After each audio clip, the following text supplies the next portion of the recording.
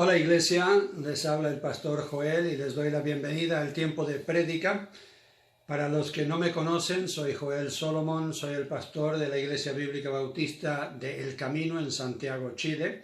También les damos la bienvenida a ustedes. Sé que algunos en México, en Colombia, aún en los Estados Unidos están viendo estos mensajes, esta serie. Así que les quiero dar la bienvenida y recordarles que estamos ya terminando el año 2020. Y para este año yo quería enfocarme en lo que es la visión 2020, tener una visión clara de lo que deberíamos ser nosotros como cristianos. Y estamos hablando ahora de cómo forjar nuestra salud espiritual. Ahora va a haber una prueba al final del año. Vamos a pedir que ustedes tomen un tiempo para examinarse y ver qué ejercicios han estado incorporando en su vida espiritual que ha mejorado la salud espiritual que ustedes tienen, porque esa es mi meta como pastor, que ustedes crezcan y maduren espiritualmente, y por eso estoy en esta serie. Primero de Timoteo 4, le dice Pablo a este joven Timoteo: ejercítate para la piedad, en el versículo 7, ejercítate para la piedad, porque el ejercicio corporal para poco es provechoso, pero la piedad para todo aprovecha, pues tiene promesa de esta vida presente y de la venidera. Y esa palabra ejercicio es la palabra en el griego donde nosotros tomamos ahora la palabra gimnasio. O sea, literalmente él está diciendo: pon en obra tu fe. Trabaja de tal forma que es evidente que tu fe es real y que estés creciendo y mejorando en tu salud, que estén creciendo esos músculos, podríamos decir, espirituales. Y uno de los errores en muchas iglesias es que la gente se llena de mucha información, pero no permiten que esa información realmente venga a ser sabiduría en ellos y que ellos la pongan por obra o la tengan en práctica todos los días. Así que vamos a aprender otro aspecto, otra disciplina, otro ejercicio que todos deberíamos practicar como cristianos. Y vamos a ver el ejemplo de María y de José. Vamos a comenzar primero en Mateo capítulo 1. En Mateo capítulo 1 y versículo 18 dice lo siguiente: el nacimiento de Jesucristo fue así, estando desposada María su madre con José, antes que se juntasen, sea yo que había concebido del Espíritu Santo. José, su marido, como era justo y no quería infamarla, quiso dejarla secretamente, y pensando él en esto, y aquí un ángel del Señor le apareció en sueños y le dijo: José, hijo de David, no temas recibir a María tu mujer, porque lo que en ella es engendrado del Espíritu Santo es. Y dará a luz un hijo, y llamarás su nombre Jesús, porque él salvará a su pueblo de sus pecados. Todo esto aconteció para que se cumpliese lo dicho por el Señor por medio del profeta, cuando dijo: he aquí una virgen concebirá y dará a luz un hijo, y llamarás su nombre Emmanuel, que traducido es Dios con nosotros. Y despertando José del sueño, hizo como el ángel del Señor le había mandado, y recibió a su mujer, pero no la conoció hasta que dio a luz a su hijo primogénito y le puso por nombre Jesús. Aquí tenemos nuestro primer ejemplo, el padrastro de Jesucristo, el que fue elegido para ayudar a criar al Hijo de Dios en carne. Asume muy bien su responsabilidad, le hace caso al ángel, inmediatamente obedece, tuvo este sueño que él supo que era de Dios, y no espera hasta la fecha que habían elegido a ellos para la boda y todo eso, sino que dice inmediatamente, él tomó a María como su mujer, tuvieron todo la ceremonia, lo que fuera, que hacían en ese tiempo, y de inmediato comenzaron a vivir como esposo y esposa, pero él no tuvo relaciones con ella porque ella ya estaba esperando el Hijo de Dios, y él esperó hasta el nacimiento de Jesucristo. O sea, un hombre disciplinado, la Biblia aquí lo llama un hombre justo. Lucas capítulo 1, tenemos el ejemplo de María. Lucas capítulo 1.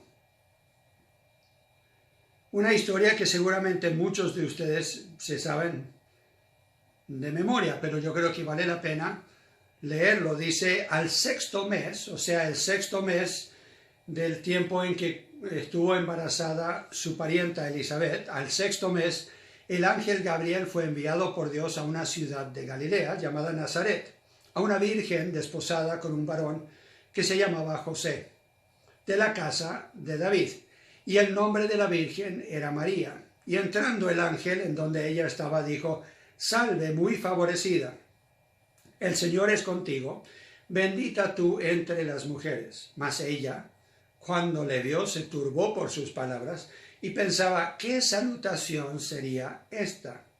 Entonces el ángel le dijo: «María, no temas, porque has hallado gracia delante de Dios. Y ahora concebirás en tu vientre y darás a luz un hijo y llamarás su nombre Jesús. Este será grande y será llamado Hijo del Altísimo, y el Señor Dios le dará el trono de David su padre, y reinará sobre la casa de Jacob para siempre, y su reino no tendrá fin». Entonces María dijo al ángel: «¿Cómo será esto? Pues no conozco varón». Respondiendo el ángel le dijo: «El Espíritu Santo vendrá sobre ti, y el poder del Altísimo te cubrirá con su sombra, por lo cual también el santo ser que nacerá será llamado Hijo de Dios. Y aquí tu parienta Elizabeth, ella también ha concebido hijo en su vejez, y este es el 6º mes para ella, la que llamaban estéril, porque nada hay imposible para Dios». Entonces María dijo: «He aquí la sierva del Señor, hágase conmigo conforme a tu palabra». Y el ángel se fue de su presencia. Entonces tenemos dos ejemplos, José y María. Los dos tienen esta actitud: lo que Dios manda, estoy dispuesto a hacer. El ejercicio que quiero resaltar es sumisión a la voluntad de Dios. Romanos capítulo 12 dice que nosotros deberíamos entregar nuestros cuerpos como sacrificio vivo, santo, agradable a Dios, es nuestro culto racional, que no deberíamos dejar que el mundo nos presione para tomar la forma de otros miembros de este mundo, como otros seres humanos, sino que deberíamos ser transformados por nuestra mente y así poder comprobar cuál es la buena voluntad de Dios, agradable y perfecta. Entonces, es buena, es agradable y es perfecta. Dios tiene una voluntad para tu vida. Él no quiere que simplemente vivas tú tu vida con Jesucristo como algo agregado, como algo que tienes ahí en caso de emergencia, o alguien que tienes en tu vida cuando necesites algo. Él quiere ser parte de tu vida y Él quiere dirigir tu vida. Es más, Él quiere ser rey de tu vida. Y es por eso que nosotros, cuando clamamos a Él, cuando pedimos de Él algo, estamos hablando al Señor. Y cuando hablamos de el Señor, estamos hablando de alguien que tiene dominio, que tiene potestad, que tiene poder sobre los demás. Así que deberíamos nosotros, como personas, miembros de su familia, con nuestro Padre Celestial, y miembros de su reino, como súbditos del Rey de Reyes y Señor de Señores, deberíamos tomar nosotros realmente la seriedad de la obligación que tenemos de someternos a la voluntad de nuestro Rey y de nuestro Padre. Muchos hablan de la soberanía de Dios, pero no permiten que Él sea Rey de sus vidas.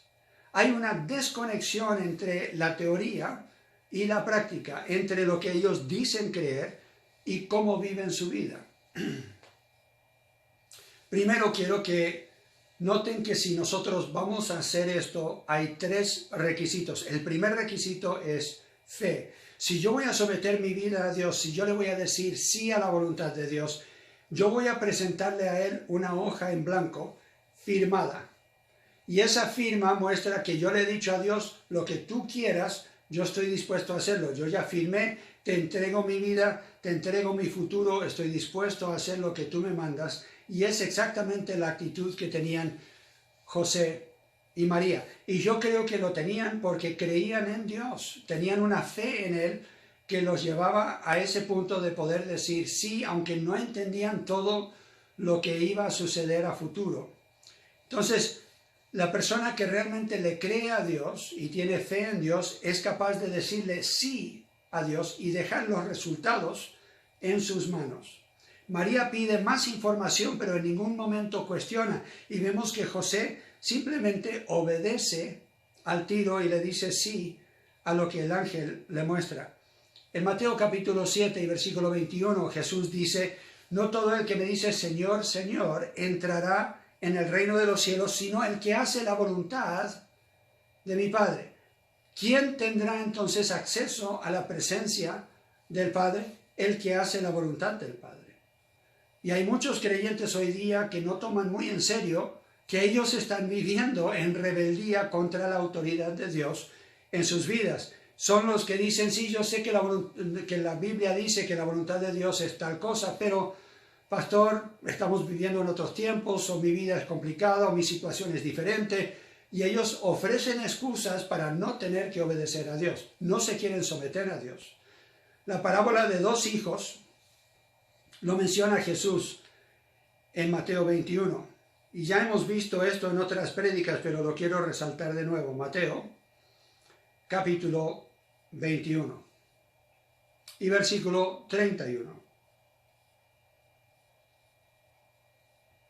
Cuando él habla de estos dos hijos, él dice: había un padre que le dice a su hijo: ve y trabaja en el campo y ocúpate en la cosecha. Y el hijo dice: ya, voy a ir, pero no va.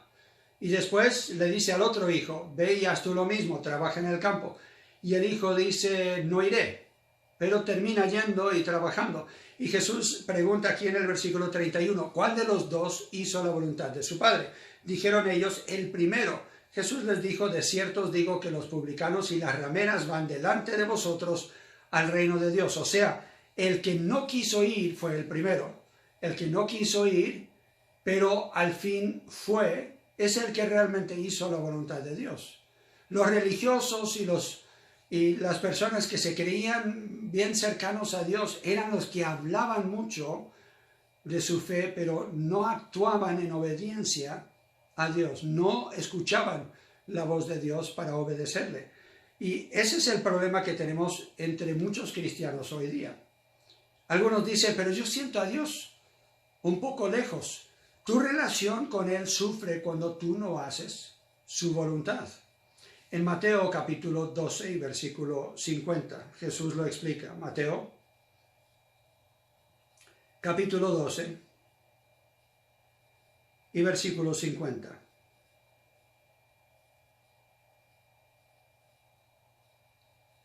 Porque todo aquel que hace la voluntad de mi Padre que está en los cielos, ese es mi hermano y hermana y madre. Jesús pregunta: ¿quiénes son mis hermanas y mis hermanos y mi madre? Porque ellos estaban afuera preguntando por él.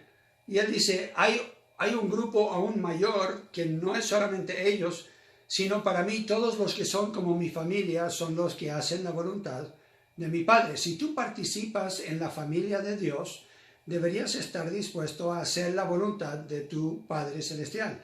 La realidad es que queremos los beneficios de ser parte de la familia, pero no las responsabilidades. Tenemos que recordar la importancia de someternos a la voluntad de Dios si queremos tener la relación cercana con Dios que todos anhelamos. El segundo requisito es humildad. Vemos a José y a María con una humildad. Ellos están dispuestos a decirle sí a Dios, aunque cambia todos los planes que ellos tienen. No hay alguien que esté preparando para su boda que le guste que alguien llegue y diga: ya, tus planes tienen que cambiar porque te tienes que casar mañana. O sea, no puedes esperar para la fecha. Yo sé que tenías otra fecha elegida, seguramente tenían planes de cómo hacer la boda. No, pero ella va a quedar embarazada hoy, así que tienen que casarse mañana. Parece ser cómo fue la situación. María y José claramente muestran su sumisión a Dios en una humildad. En Lucas capítulo 1 y versículo 38, cuando María dice: he aquí la sierva del Señor. Ella ni siquiera dice: soy la hija de Dios, sino ella dice: soy la sierva del Señor. Soy como una esclava, o sea, yo no tengo derechos, yo estoy simplemente entregándome para el servicio del Señor como Él me quiera usar. En 1 Samuel 15 tenemos el ejemplo de Saúl. Y Saúl ha obedecido al Señor cuando él no se consideraba digno de ser rey. El único problema es que con el tiempo le creció el ego y él ya comenzó a creerse el rey y comenzó a actuar en una forma independiente a Dios. Y llega un momento en que él quiere ofrecer un holocausto que no debería él ofrecer, porque no ha llegado Samuel todavía y él teme que él va a perder el grupo de personas que lo está siguiendo para entrar a una batalla. Entonces él dice, no, yo voy a dar esta ofrenda aunque yo no sea la persona indicada. Y Samuel lo reta por eso. Y después Dios le dice, dile al rey Saúl que él tiene que ir y completamente destruir a este pueblo. Pero él no lo hace. No obedece al 100%. O sea, no se somete a la voluntad de Dios. Y el profeta le dice que es como pecado de adivinación la rebelión. O sea, es algo bien serio que nosotros no le hagamos caso a Dios, que no le obedezcamos. Y no cuenta como obediencia el obedecer a medias como lo hizo el rey Saúl. El tercer requisito, si nosotros vamos a someternos a la voluntad de Dios, es amor.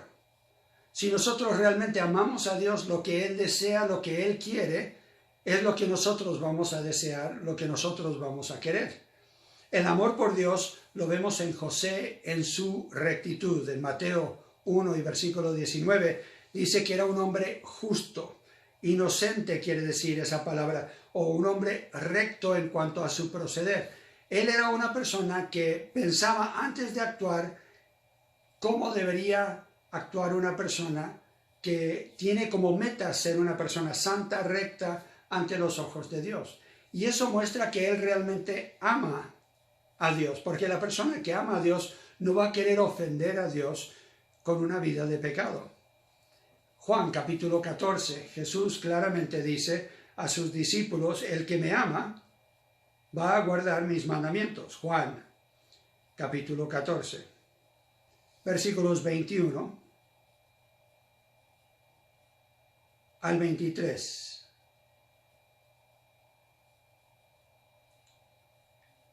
El que tiene mis mandamientos, dice Jesús, y los guarda, ese es el que me ama.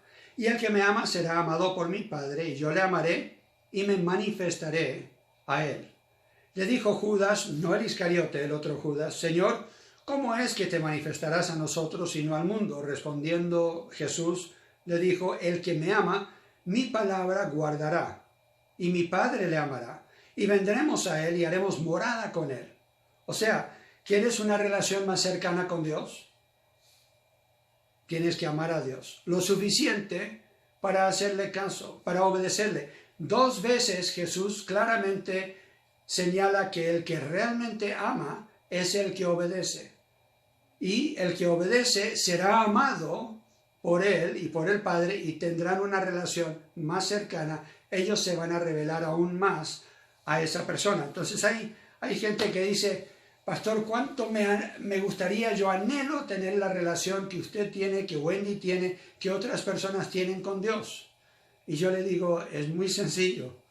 Tienes que esforzarte a decirle sí a Dios en toda área de tu vida. Someter todo lo que es tu vida a la voluntad de Dios. Y ellos, siendo jóvenes, muchas veces dicen, pero me cuesta, es que hay cosas que todavía me cuestan entregarle a Dios para que Él sea el Señor de mi vida en esa área. Y generalmente tienen un problema en sus estudios. Ellos quieren estudiar la carrera que ellos quieren, pero saben que Dios los está llamando al ministerio y ellos no quieren. O en cuanto a su sexualidad, no quieren vivir una vida pura, ya quieren salir con esa chica que no es creyente o ese chico que no es muy fiel a la iglesia, que dice creer en Dios, pero realmente no lo vive. Y la verdad es que no quieren someter esas áreas de su vida al Señor. No quieren que Él sea rey de sus vidas en esas áreas. Pero Él no es rey de tu vida y no es Señor de tu vida. Si hay áreas de tu vida que tú dices, no, esto me lo voy a retener para mí. Y hay adultos que lo hacen, no solamente los jóvenes. Hay gente que dice, sí, no, el domingo yo voy a la iglesia y yo sirvo, semana y todo, pero los sábados yo me lo reservo para mí. Yo voy a ver esa película o yo voy a ver ese programa, aunque yo sé que eso no le agrada realmente al Señor, pero total, yo necesito despejar la mente y relajarme un poco y no tengo que ser tan santo. La verdad es que la Biblia dice que cada día y cada hora y cada momento deberíamos nosotros dedicárselo al Señor. No hay un tiempo en que nosotros tomamos vacaciones de ser los hijos de Dios o de ser siervos de Dios. Si tú realmente amas a Dios, entonces vas a no solamente querer los beneficios de esa relación, pero vas a asumir la responsabilidad también de esa relación. Si participas en la voluntad de Dios como lo hizo María, como lo hizo José, van a venir también tiempos difíciles. No va a ser todo fácil, pero vas a tener tremendas bendiciones también. Imagínate vivir con el Hijo de Dios bajo tu techo, ser padre, ser madre del Hijo de Dios, de tener ese beneficio de verlo crecer, de ver cómo él estaba dialogando con los sabios y los religiosos en el templo cuando solo tenía 12 años. Toda esa experiencia que ellos tuvieron de tener a Jesús bajo su techo y de tener una relación con ellos, pero también hubieron tiempos difíciles. En Lucas capítulo 2. En Lucas capítulo 2 y versículos 34 en adelante.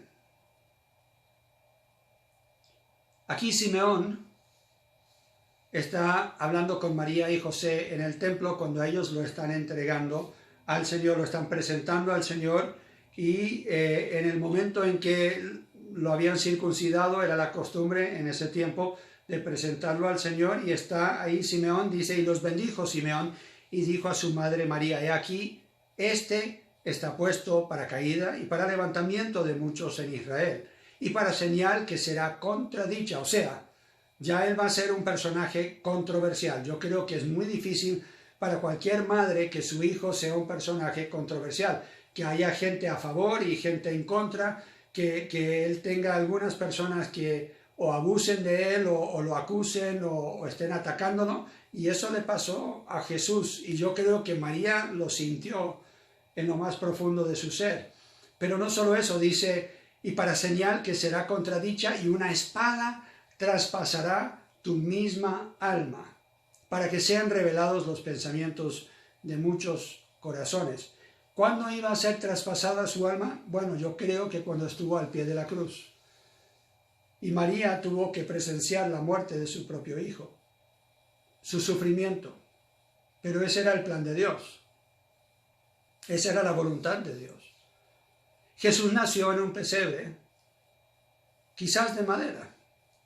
Y en ese pesebre, él disfrutó sus primeros momentos, respiró por primera vez, quizás lloró por primera vez, pero sabemos que también sobre un madero, años después, él suspiró, él habló al Padre, clamando en dolor, ¿por qué me has abandonado? Y ella presenció todo eso, el gozo máximo que puede sentir quizás una mujer de tener el primogénito en sus brazos, de ser madre por primera vez, de celebrar esa vida, y quizás el dolor máximo que puede también expresarse en la vida de una mujer al ver que su hijo está muriendo y ser acusado falsamente y morir como un criminal.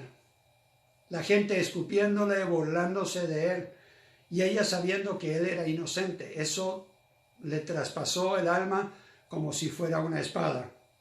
Y se cumplió lo que había dicho Simeón que se iba a cumplir. Yo creo que la gran mayoría de nosotros, cuando hablamos de la voluntad de Dios, estamos dispuestos a hacer lo bonito, lo fácil, lo bueno, lo que no nos cueste mucho. Pero no podemos tenerlo a Él como el Señor de nuestra vida y decirle sí a esas cosas solamente. Tenemos que estar dispuestos a hacer la plena voluntad de Dios. Y eso requiere que nos sometamos por completo a su señorío. Ahora, hay algunos beneficios de obedecer a Dios, porque vas a estar participando en la voluntad de Dios. José tuvo el privilegio de decir, este es mi hijo, presentarlo como su hijo. Tuvo el privilegio él de enseñarle a él cómo caminar o cómo trabajar, cómo usar herramientas. Todo lo que Jesús aprendió de él sería también tremendo honor, tremendo beneficio para él poder enseñarle a su hijo esas cosas. En Juan capítulo 12 y versículo 26 vemos otro beneficio. Juan capítulo 12, Juan capítulo 12 y versículo 26. Jesús dice, si alguno me sirve, sígame. Y donde yo estuviere, allí también estará mi servidor. Si alguno me sirviere, mi Padre le honrará. Yo sé que muchos dicen, deberíamos nosotros servir a Dios sin interés. La Biblia no enseña eso. La Biblia dice que debería motivarnos saber que algún día recibiremos honor, recibiremos un agradecimiento, recibiremos nuestros aplausos, recibiremos algún galardón, una corona del Señor que diga, hemos hecho bien nuestro trabajo, que Él va a decir, bien hecho, buen siervo fiel, entra en el gozo de tu Señor.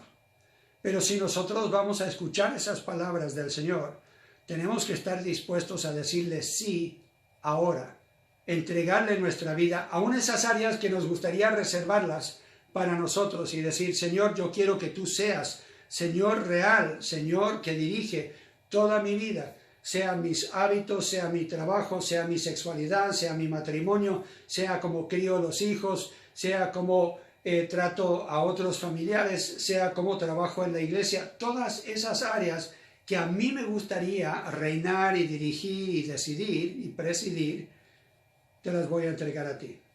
Y simplemente voy a pedir que tú me ayudes a hacer tu voluntad. Yo ya les he dado ejemplo de cómo Wendy y yo teníamos planes, teníamos propósitos ya hechos, teníamos la seguridad que sabíamos lo que para nosotros nos haría feliz. Pero el Señor tenía otros planes. Y aunque no sabíamos cuáles eran esos planes, nos habían enseñado de muy chicos que no seríamos felices fuera de la voluntad de Dios. Lo hablamos. Contamos el costo. Yo sabía que le estaba dando la espalda a mucho dinero, al prestigio de ser médico y decirle sí al Señor, aunque yo pensaba, yo no sé predicar, no creo que pueda predicar, no creo que sea buen pastor, no tengo esa personalidad para hacerlo, pero le dijimos sí a Dios. Y no han sido fácil como esos años de servicio, como yo ya les dije, vienen tiempos muy buenos de gran bendición, de mucho gozo, pero también vienen tiempos de dificultad en la voluntad de Dios. Pero algún día estoy convencido que estaré en la presencia de Dios y voy a decir, aunque no lo he hecho a la perfección, voy a poder decir, estoy tan agradecido que hace más de 30 años yo le dije sí al Señor cuando Él me mostró cuál era su voluntad. ¿En qué te cuesta obedecer? ¿En qué te cuesta someterte a Dios? ¿Qué área de tu vida dices, eso todavía yo no se lo puedo entregar? Me van a acusar de ser fanático, tendré que ponerme las pilas, tendré que ser más fiel, tendré que esforzarme más, tendré que dejar estas cosas. Bueno, la Biblia dice que deberíamos analizar, deberíamos contar el costo. Lucas, capítulo 11 y versículo 2. Lucas, capítulo 11. Esta debería ser nuestra oración. Y les dijo, cuando oréis, decid, Padre nuestro que estás en los cielos, santificado sea tu nombre. Venga tu reino. Hágase tu voluntad, como en el cielo, así también en la tierra.